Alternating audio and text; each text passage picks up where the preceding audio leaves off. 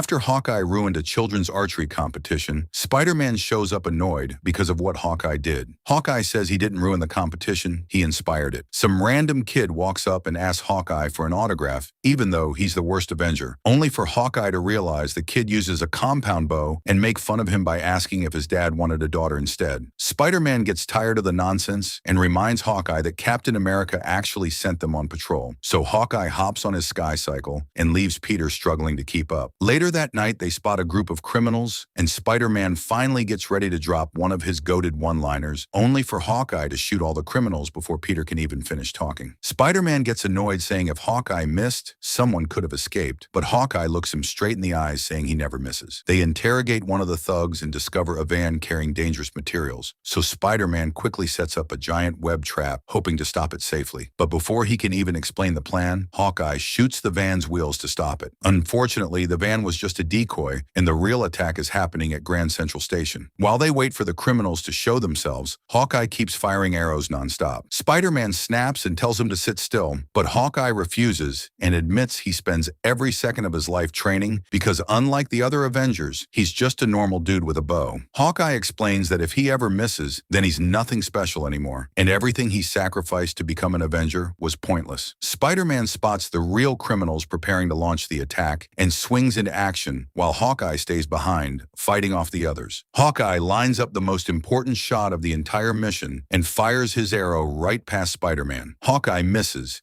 and Spider-Man knocks the villain out by himself. Hawkeye starts panicking, asking Spider-Man if he got the target while fighting criminals at the same time. Since Spider-Man isn't answering, Hawkeye jumps on his bike and rushes over thinking that he failed, only to arrive and see Spider-Man standing there with the villain knocked out with an arrow in him. Hawkeye starts celebrating, thinking he stopped the bad guy himself, not knowing Spider-Man saved his entire legacy.